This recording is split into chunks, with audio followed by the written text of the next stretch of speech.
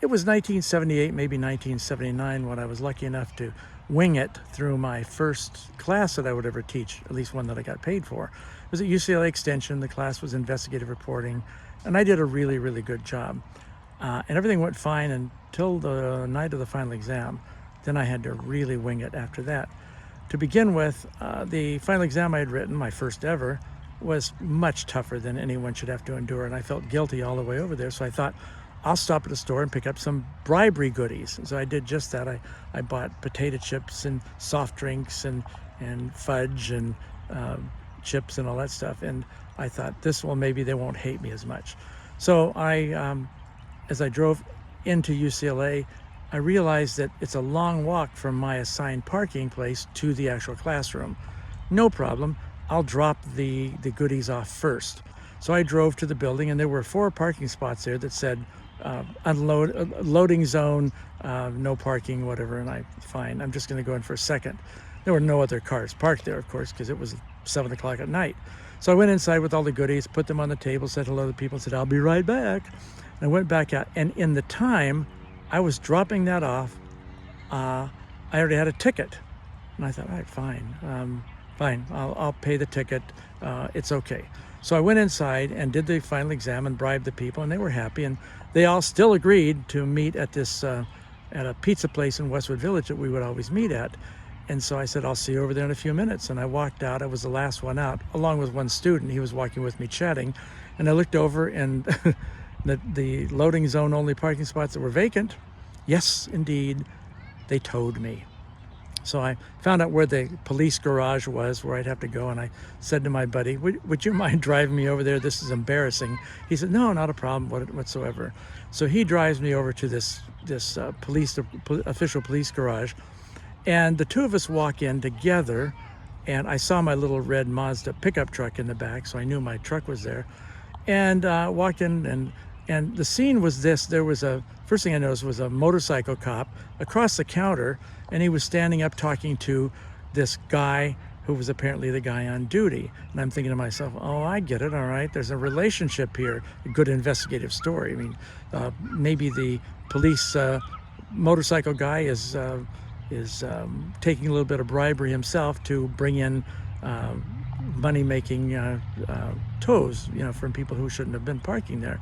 And I looked out the guy behind the counter, and he was big, and really, really big. And basically, I could say he was biker modern, you might say. But on the heavy side, he was a big guy. He had dark, greasy hair that went down to his shoulders at least, and a big beard that had covered all the way down to his chin, or below, I'm sorry, down to his chest. And everything about him, like I say, was chains and stuff like that. And he looked biker modern, I thought. All except for one thing. He had a wristwatch on that was just a normal little cheap Timex watch. But regardless, aside from that, he was biker modern.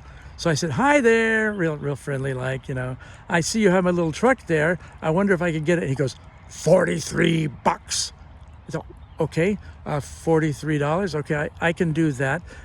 Can I write a cheese? No, checks. Okay, that was clear. Well, maybe I can use no credit cards. All right. And then I realized, he says, what about your buddy there? Has he got $43? And I wasn't even going to ask. I said, no, he doesn't either. And he said, well, you're out of luck. Well, so this is when I came up with a line that would cement this line as something for future use, because it was brilliant, and I still use it to this day. But I said, hey, has there ever been anybody in my exact situation who found a creative way of solving this problem?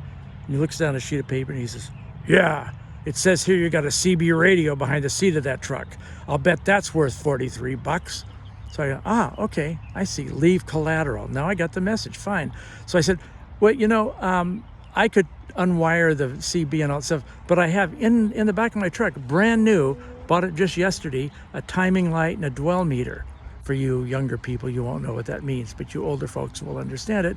And I said, yeah, those are worth a whole lot. He said, let me see them. So I went out to the truck and I brought them back in, and he looked on the back of them up and down, turned to the motorcycle cop who was still there, and And the motorcycle cop gives him a nod.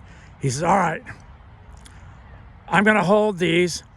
If you don't come back within 24 hours with $43, these babies is mine. So I said, oh, okay, fine. So he gets up. I mean, he's big, and lumps over to me. And he puts the paper down. He says, sign this. And this was an inventory sheet that showed all the stuff in the condition of my car so that I wouldn't claim something that they'd done to my car, stolen something. And so my buddies there, we're having fun with this thing, And it said paint chipped. I said, that paint is not chipped, but don't worry about it. And it said tires worn. I said, they've got less than 5,000 miles on them. I'm whispering this stuff to the guy. And it said some other stuff. And at the bottom, it said inventoried by, and the signature was tiny. I thought, okay, all right, this will work. So I signed it, and I got the key and went and got my truck. And I told my student that I would meet him with the others at the pizza place. So he went away. I got in my truck, drove it over to the pizza place, and very brilliantly decided, well, when everyone put their share of the bill, the check when it came, I would normally just pay my own, but in this case, whatever it totaled, and they were usually not paying enough if they ever did that, but in the total, I said, I'll tell you what, you guys give me the cash and I'll use my American Express card. They said, okay. So I got the money that they had gathered together. It was $45, and I then drove back alone to get back my deposit of the CB. Of the two items that I left for him. When I come back in, I'm all alone. It's just me and Tiny behind his desk, and the cop's gone. It's just me and him, which wouldn't be a problem if it wasn't for me going beyond winging it a little bit. So I held up the money and I said, "Hey, Tiny." No, I didn't say his name yet. Then I said, "Hey, I got the $43." So he gets up, clumps over, and he looks at it. There's two 20s and a $5 bill. Two $20 bills, one $5 bill. And he looks at it, and I could almost hear his brain going, 20, 40, 45 now, 20, 25, 45, 5, 25, 40. He says, this ain't $43, this is $45. And I said, okay. He said, I don't know if I have any change. So he goes through his desk drawers and looks in another place and all that stuff, calls the gas station down the street to see if they have the cash, and they don't. And I couldn't resist it. I could have got myself killed, but I couldn't resist a great opportunity in winging it. I looked him in the eyes and I said, hey, Tiny, I'll bet that watch of yours is worth $2. And he just looked at me, and I could see his bread going, what did he say?